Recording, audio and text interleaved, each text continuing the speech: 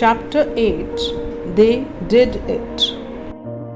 This chapter is about three women, famous women of different times, who made a difference to the world in many ways. The first one is Mary Kom. Mary Kom, she was a boxer. Let's read about her. Once upon a time in India, there was a little girl called Mary. Mary's family was very poor and struggled to put food on the table. Mary wanted to help her family live a better life, so she decided to become a boxer.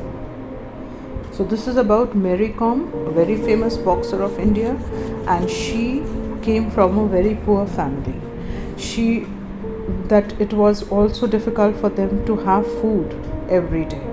So she decided to do something big in life and help her family.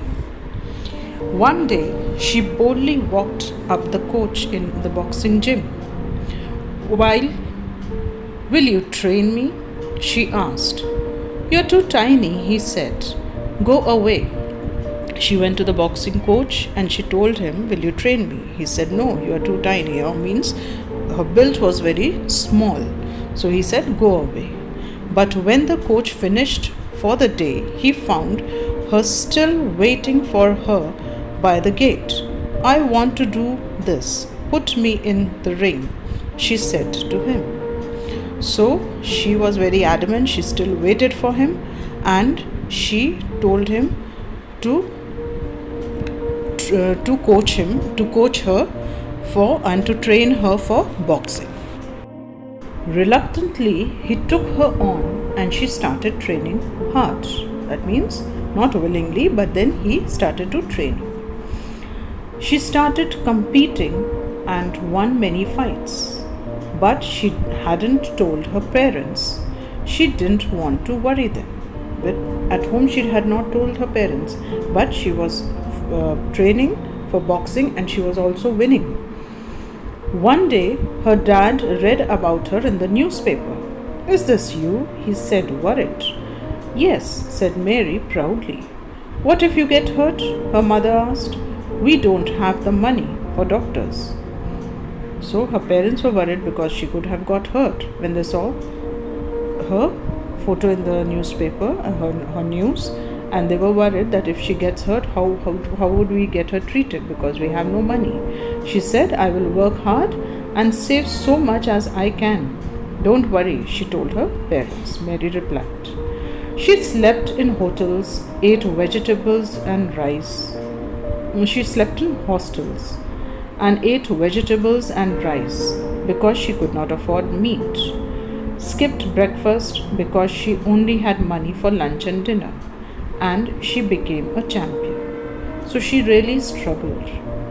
She stayed in a hostel and she had vegetable and rice. She could have had meat also, because meat would have given her more stamina and proteins. But with all this, she still became a champion. She won a lot of medals. Her parents watched her fighting on TV. Mary won medal after medal. She even won a medal at the Olympics. She made her village proud and was able to provide for her family, just like she had dreamt when she was a child. So finally her dream came true. She became very famous. She won medal after medal, even the Olympics. And she earned enough money to help her family. Our next famous lady is Rosa Parks. She was an activist who fights for the rights. Once upon a time, Montgomery, Alabama was a segregated city. Segregated means separation between the people on basis of color, black and white. Black people and white people went to different schools, prayed in different churches, shopped in different stores, rode different elevators. Elevators are, you know what elevators are, to climb. It's like stairs, moving stairs, electrical. and drank from different drinking fountains. Even the water supplies were different. Everyone rode the same buses, but the bus was the same for them. So everything was different, for the blacks and the white people, but the buses were the same. But they had to sit in different area. White people up front, black people at the back. So white people could sit in the front of the bus and black people at the back. Rosa Parks grew up in this black and white world. It was hard for black people, and many were angry and sad because of segregation. But if they protested, they were thrown into jail. People didn't like this segregation, separation, differentiation between the black and the white people. But they had no choice. If they said something, if they protested, they were thrown into the jail. One day, 42-year-old Rosa was sitting in the back of a bus on her way home from work. It was crowded and there were not enough seats in the front section, the one reserved for the white people. So the driver told Rosa to give up her seat so the white person could sit down. So this was the differentiation. If a seat for the white people is not there, then the black people have to give up their seat. So the driver asked her to stand up and give her seat to the white person. Rosa said no. She refused to get up. She spent the night in jail. But this one brave act showed people that it was possible to say no to injustice. Like she gave the courage to the other people also. Rosa's friends declared a boycott. Boycott means that they wouldn't be using anything of the city. And then what happened? They asked every single black person not to use any of the buses in the city until the law was changed. The word spread fast and wide. The boycott lasted for 381 days, that is more than a year. It ended when the bus segregation was declared unconstitutional by the US Supreme Court. Unconstitutional, that means which is not a law, which was out of the law and it was removed, bus segregation. It took 10 years for segregation to be banned in any other state, but it happened finally, thanks to Rosa's first brave no.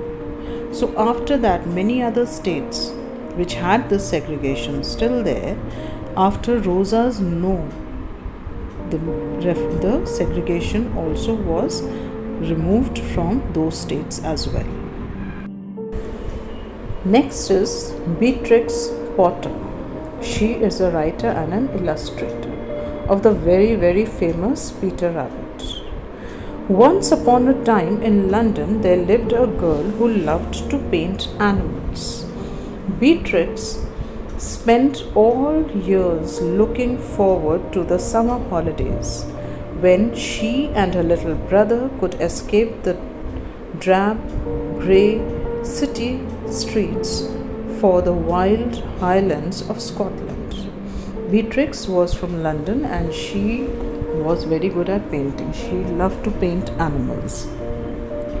And she, with her brother, would look forward to the summer vacation time so that they could go to the wild highland area of Scotland.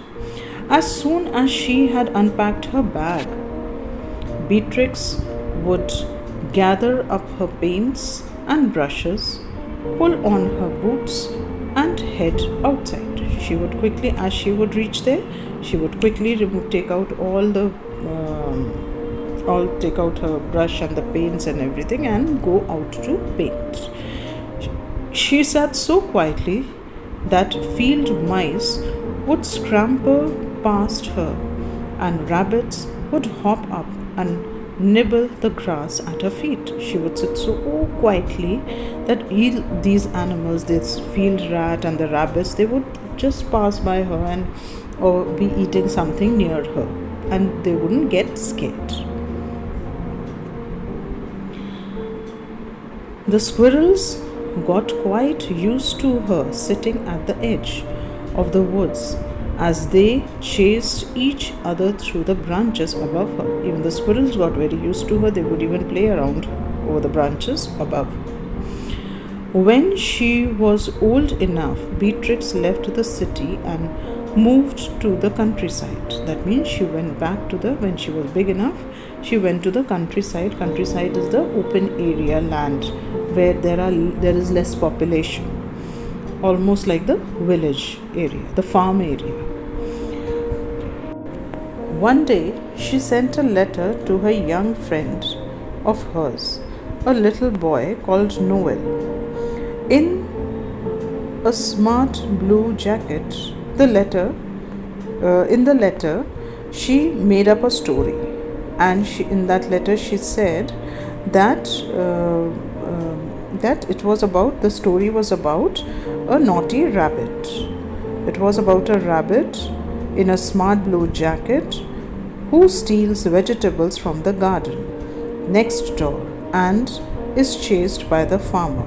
Beatrix named him Peter after her own pet rabbit. Beatrix had a pet rabbit and his name was Peter. So she made up a story and wrote a letter to her friend and told her about this rabbit whose name is Peter, and he wears a blue jacket, and he steals vegetable from the next door farm, and the farmer chases him every day.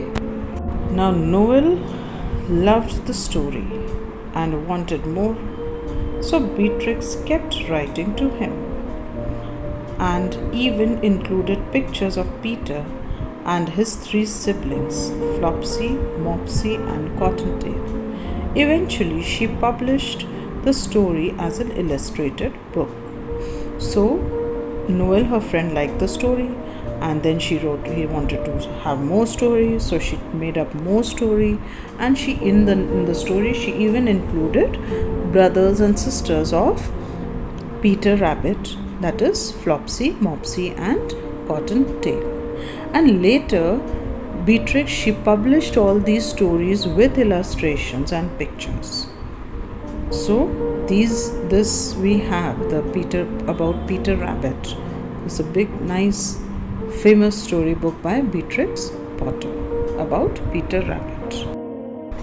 Millions of children came to love Beatrix Potter's books and her unforgettable characters, including Mrs. Tiggy Wink, Squirrel Nutkin, and the 2 naughty mice, Tom Thumb and Hunka Munka.